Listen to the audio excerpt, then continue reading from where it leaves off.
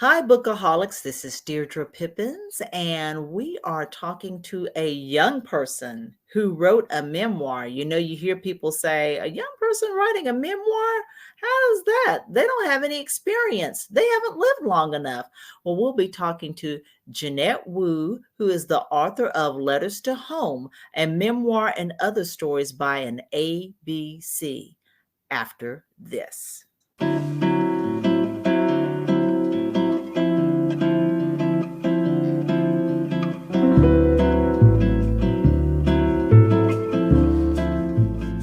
Hi, Jeanette. Welcome to the Bookaholic podcast.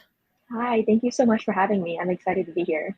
Yes, I am glad to have you here because I hope to open up a dialogue on different cultures, different people of color, and just how we vibe, Hmm. generationally, and just to show and teach others this is who we are, and this is our side of the story. Of course, of course. Yes. I'm excited to dive in. Yes, yes, yes, yes. So you have written a book called, and I love the title, Letters to Home, a Memoir, and Other Stories by an ABC. Can you tell folks in the heartland and other places what ABC means? So ADC means American Born Chinese, and it is essentially a term that encompasses the children or the kids who have grown up in America, but their parents are immigrants from another country. For example, mine are from China. But this term is kind of like an umbrella term that basically talks about all the kids who grew up between these two cultures. For me, it was between American culture and Chinese culture. So what it's like to grow up in this space where you're kind of at a tug of war between these two sides. Mhm. But yeah, that's essentially what it is. But in the book, I dive into so many of the cultural barriers, the language barriers that come up with growing up underneath this ABC term. Yes, yes, yes, yes, yes. So before we get into your story, I want to ask you a question. I've Mhm. heard a lot of people, a lot of older people say that, young people, they wrote a memoir. What? They wrote a memoir. They haven't lived. They don't know anything. What do you say to that comment? Of course, I definitely, these are the type of questions that I also, thought about myself when I was brainstorming and writing this book because it is true. I'm going to be 24 in about 2 weeks or so. But when I was writing this book, I was only 22. So Wow. definitely the thoughts, yeah. So the thoughts of, oh, like you're too young, you're not experienced enough, you haven't lived life in order to put together a book of all your experiences. But now that the book is published, I've come to realize that it is important for young people like myself to document their stories and experiences and their thoughts in written form now because it will be so great to look back 10 years from now, 20 years from now and see how your views and your perspectives on topics and ideas have changed. And of course seeing what it's like to live through a pandemic and live through this 2020 era, seeing how much it has shifted but also how much it has remained the same is really important for me. So of course, I haven't lived as much of a life as I would have if I had written the book when I was like 80 or 90 or so. But it'll be a really interesting journey when I do end up, hopefully, maybe writing a sequel 10 years from now, 20 years from now, and seeing um, how everything has shifted since then.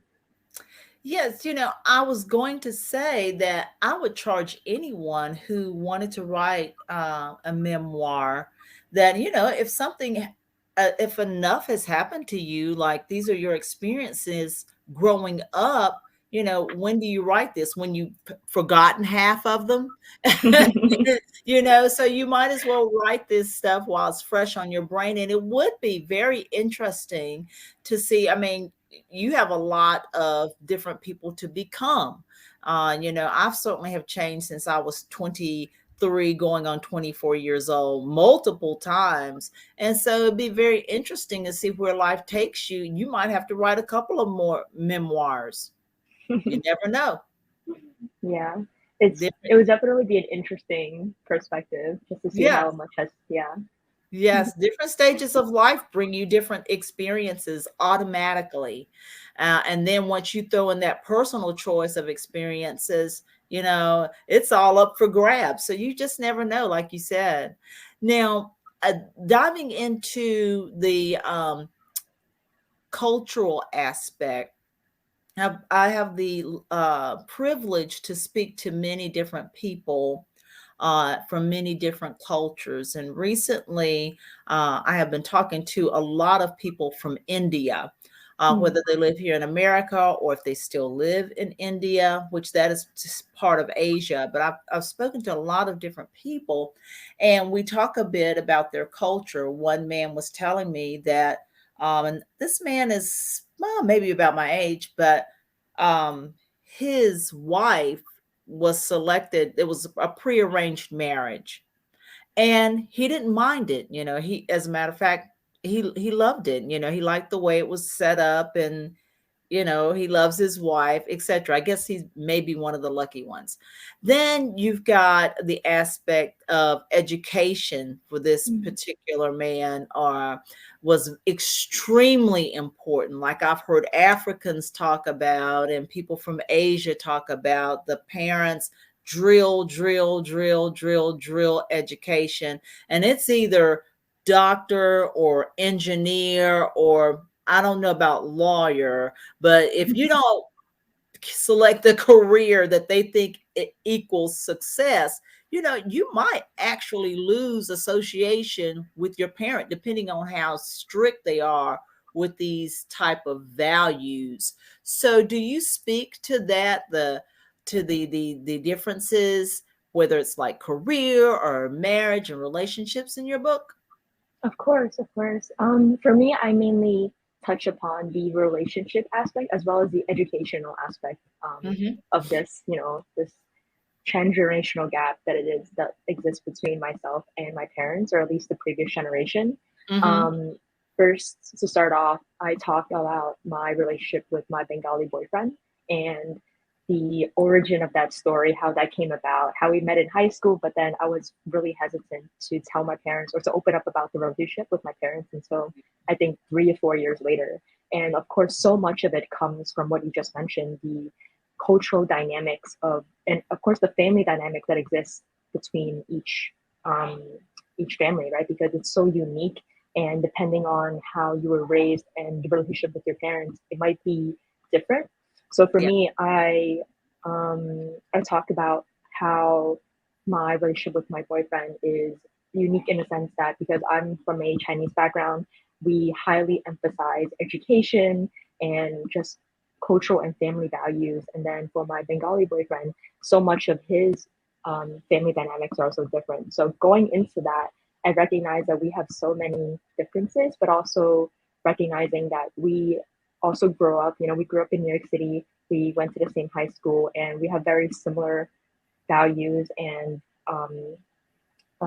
like upbringings, so Yeah. that so that when it came time to open up to my parents about it, I recognized that, hey, like I'm trying to prioritize my own happiness. And even though we have differences, but I hope that you could meet us in the middle and try to see past that, even though, we're not from the same background, but hopefully you'll be able to see the good side of this relationship as opposed to focusing on the differences.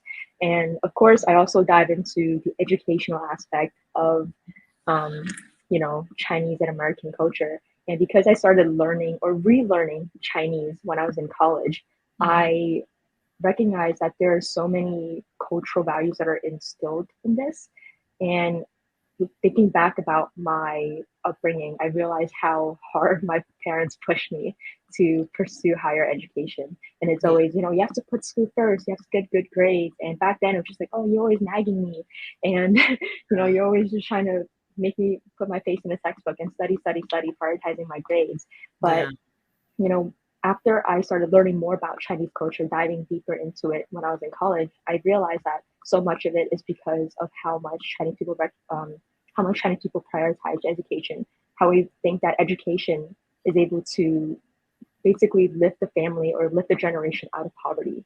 Because Mm. once you're maybe when you get a college degree or maybe get a graduate degree, you're able to propel yourself into another social class and, um, basically cross over so many of the barriers that my parents have faced when they first immigrated here. Um, Yeah. so of course, I'm extremely fortunate to even be talking about this topic, and to be doing it in English is already a huge Yes. privilege for me, because I could only imagine what it would be like if my parents hadn't decided to make the leap and immigrate here. Maybe I would be conducting this interview in Chinese. Maybe I wouldn't even be speaking to you at this moment. Right. Right. So I don't know. It's a really special thing to acknowledge, but also recognizing that we have so much more growth to pursue, and it's Yes. only going up from here. Yes, yes, yes. And another conversation that I've heard from some of my friends I was speaking of that's from India, they were saying, I think as the younger generations come up, they're not challenging the elders just for nothing, but they're just saying, I want to be happy. Mhm. And that's part of your mental health, of course. And, to pursue things other than just being a doctor. You may want higher education, but maybe you want to be a journalist, Mhm. or something else, or maybe some people are opting not to go to college at all and just start businesses. So, yeah, so I think with the younger generation, that's definitely changing and sort of going to another step. You mentioned language and how if your parents hadn't immigrated to the United States, I seem to remember stories that people were pushing speak English, and they were kind of leaving their own culture behind, Mhm.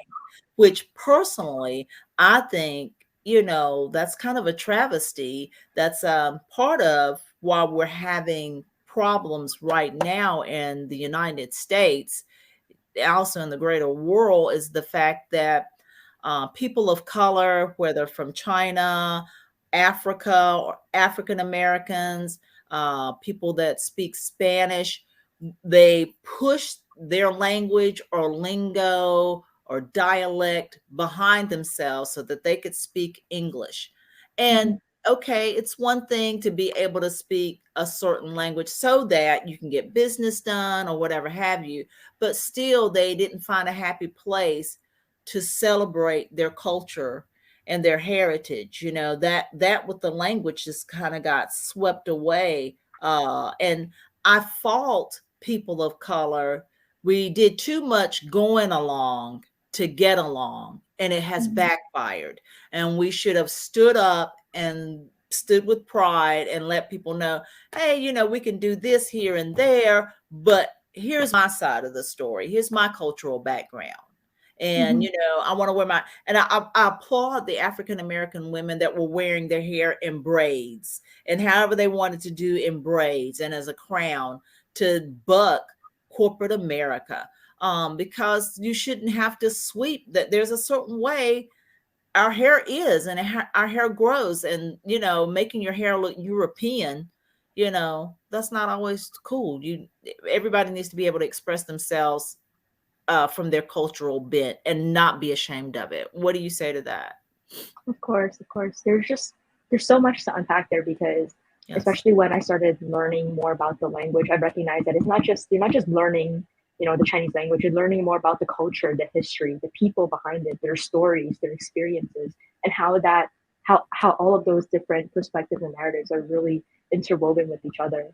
And especially going back to the point about how language could really your build your sense of compassion and empathy towards others. It's not just learning a language so that you can order Chinese food at the restaurant on your next night out, but it's so much more about learning about why they opened this restaurant in the first place. What is their background? Like, where do they come from? And how they're able to carry their heritage and their culture into this new land, and instill that into food. Um, and how, food in itself is its own language. I wrote about that in the book, Hmm. especially for my immigrant parents. Like giving a bowl of fruit is the equivalent of saying I love you, and asking if you've eaten yet is the equivalent of saying, hey, like, I care about you. How are you doing? Right. And language is so extremely diverse, and so there's just so much to unpack and extremely complex. But at the end of the day, so much of it is about connecting using language to connect from one person to another, understanding the human emotions of how that's able to transcend. Um, but of course, like I'm extremely grateful that I'm even being able to speak to so many different people, whether it's through English or whether it's through Chinese, and hopefully I'm able to continue sharing these stories, whether it's my own experience, whether it's experiences of other people, and just spreading love and hope and everything. Yes, most definitely, most definitely. Well, let's talk about your writing and publishing journey. You wrote this book in the middle of a pandemic, and I've spoke very often on this channel. You know, the pandemic meant different things to different people. For some people, it was an aha moment, and it opened your mind and up to say, hey, I can do something different. I can, I don't have to be a slave to 9 to 5. I can write a book. I can start a podcast. I can do whatever. For other people, it was a very isolating time, very depressing time, and others, of course, lost family members and friends during that time. Mhm. So, what did the pandemic mean to you in your writing journey? Mhm. The pandemic definitely, it was just one of those things where I've had to experience the entire spectrum of everything that you mentioned. On one hand, it's like, oh yeah, like I'm going to do my own thing. I'm going to write a book and do something that is completely outside of my comfort zone. And at the other end of the spectrum, I've also experienced periods of loneliness and periods of isolation where I've questioned whether that previous decision that I've made was even something that I should continue pursuing. But for me, the pandemic was definitely a period of time to reset, to recalibrate, and to really rethink about what my purpose is and to reevaluate what my why is. Because before that, I was going through, so many years of schooling, and just every single year, there's always a new school year, new syllabus, new professors, new Mhm. classmates, and a never ending list of things to do. But for the first time in my life, I was able to sit down and really think about what are the next steps, and to really plan out my own syllabus and Right. do it on my terms, as opposed to be handed an instruction manual of what to do. And it Yes. just so happens that the pandemic aligned with the end of my college, my undergrad career. Oh, So it was also a post grad career crisis, but at the same time, I recognize that this is a period of time that is extremely important, and I really wanted to take advantage of this period and to produce something that I'm extremely proud of, and hopefully the people around me are also proud yes. of proud of it as well, because I've had such an awesome and supportive community when writing and publishing this book, that so much of this book is also, has my name on it, but it's so much of it is also due to their support and due to their words of encouragement and support. um Yes. but yeah. You can't do things alone. So yeah, you definitely have to have that encouragement and support. Um, did you self-publish this book? I did it with a hybrid publisher called New Degree Press. So Oh, they were able to provide me with the structure, and help me find a layout editor, a developmental editor, and basically put together the bones of what I need to publish this book. And it was extremely helpful, and I'm forever grateful for New Degree Press. oh yes, most definitely. That would be extremely helpful. Um, so yeah, was that very expensive? I think, and a lot of people don't realize that the cost of the book publishing. Was that affordable? Was that something anybody else could Mm-hmm. do? Yeah, so I did it with a program called the Creators Institute. And they basically helped me with providing the templates and story drafts. And like I said before, providing the bones of what it takes to write and publish a book. Hmm. But in the middle of it, after I've written about, I think, 25,000 words or 30,000 words, something like that, I ended up launching an Indiegogo campaign to really rally up support and to build momentum for the publishing of the book. And I Hmm. was able to have a strong community of, my middle school friends, my high school friends, my college friends, people who were able to pre-order the book and essentially bring it into reality. So Yes. yeah, so all of their names are in the back of the book. And again, it's so much of it is also their book as it is mine. Oh, wow. What a good idea though. That was a Mhm. great idea. Wow. Yeah. Wow. That was like boom to me. Wow. Oh goodness. Okay. So Definitely, the power of storytelling, and we've already touched a little bit about this, but we have an increasingly diverse society. We've got people that celebrating that, and we've got people digging their heels, and they don't want to see another brown face. They feel like they're being erased. What would you say to that? Yeah, I think that especially for storytelling, there's just so much. It's I feel like for me for storytelling, my idea of it is that it's always expanding, always evolving. And for the people who think that, oh, like, there's already somebody out there who is doing similar things, but I think I would I would say to continue doing it anyway because their perspective is not equivalent to your perspective. You bring your own perspective into it and your own story and your own timeline. And just because, you see so many different, whether it's podcasts, whether it's YouTube videos, whether it's another book, um, you will always have another, if it's a book, you always have a space in the bookshelf for you because nobody else is able to tell your story except for you. Um, Exactly. and depending on what medium you choose, there's always a space for you out there, and there's always somebody willing to listen, or there's always somebody willing to watch and engage with you because of the story that you're willing to tell. So, storytelling is super powerful and extremely diverse. And I just hope to encourage other people out there who are waiting for that sign. This is your sign to just get started today. Don't wait Yes. until tomorrow. Just get started today. Yes, most definitely. Now, do you have another book in mind? Not right now, not at the moment. I think that for now, I'm just, sitting with this and trying to focus more on the marketing and outreach. But hopefully, maybe 10 years from now, we'll Oh, have this yes. conversation again. Yes, yes, yes. So what's your day job? Your day job. Yeah, right now I'm just focusing on this, book marketing and outreach. But hopefully in the future, you'll find me at the intersection between, storytelling, community building, entrepreneurship, somewhere within the space where I'm hopefully able to make a big impact on the world and uplift others while I do it. Yes. It's extremely vague, but it's also really something that I'm into, just trying to push the boundaries of what I'm capable of doing and hopefully Yeah. uplift others while I do it. I'm a firm believer at the universe will present you with whatever when it's ready. Love So that. it's kind of like you kind of know what you want to do. You don't want to put yourself in a box, or you have something on your mind and you don't want to spoil it right now, but the universe will present itself to you, and you'll just naturally, organically carry on with what you're supposed to do. I hope so. One day at a time, right? One day at a time. Definitely, definitely. Wow. And so where can we find your book? Where can people purchase your book? hmm So if you want a signed and personalized copy, you can get it on my website. That's just JanetteWu.com. Okay. And if you want to get on Amazon, you can also search up Letters to Home on Amazon. You can get it through that. And if you're in the New York City area, it's also located in a bunch of independent bookstores. So you can Oh, check that out. is it at McNally Jackson? Yes, there's one. Yeah, there's copies there. Yeah, McNally Jackson. I love the one in the Village. Mm. And I go there and I just freak out basically. There's so many. You just want to absorb everything.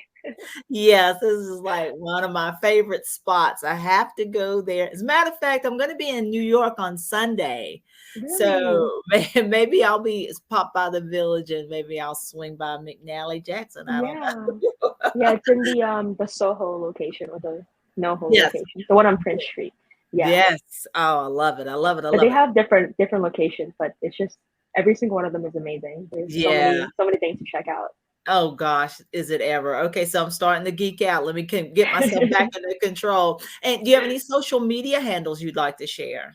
So you can find me on Instagram. It's just at by Janette. I'm mostly active on that because my generation is more about the visuals and having everything posted up and Yes. on the feed.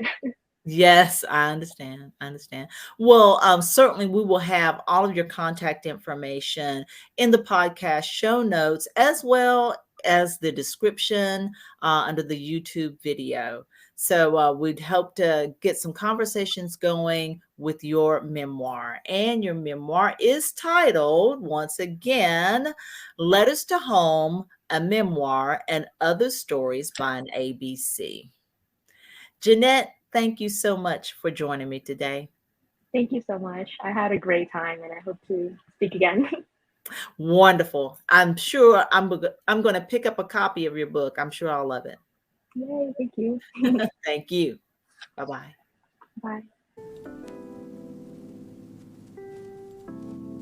Thank you for joining the Bookaholic podcast. We appreciate your support. Remember to subscribe to the podcast, follow us on Instagram at True Bookaholic. You can also email us at readingjunkie@book-a-holic.com. Don't forget to support your local library and independent bookstores.